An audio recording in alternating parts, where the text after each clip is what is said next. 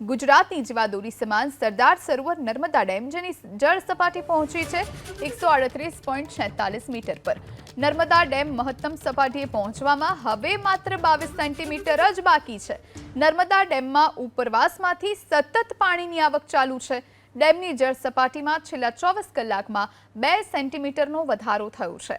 હાલ ઉપરવાસમાંથી 1,44,540 ક્યુસેક પાણીની આવક થઈ રહી છે, જ્યારે 10 દરવાજા 1.35 મીટર સુધી ખોલી 80,836 ક્યુસેક પાણી નર્મદા નદીમાં છોડાઈ રહ્યું છે। નદીમાં પાણી છોડાતા નર્મદા, ભરૂચ અને વડોદરા જિલ્લાના નર્મદા નદી કાંઠા વિસ્તારના 42 ગામને એલર્ટ કરાયા છે।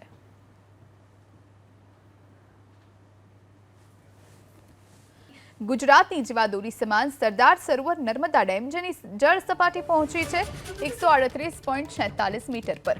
નર્મદા ડેમ મહત્તમ સપાટીએ પહોંચવામાં હવે માત્ર 22 સેન્ટીમીટર જ બાકી છે। નર્મદા ડેમમાં ઉપરવાસમાંથી સતત પાણીની આવક ચાલુ છે। ડેમની જળ સપાટીમાં છેલ્લા 24 કલાકમાં 2 સેન્ટીમીટરનો વધારો થયો છે।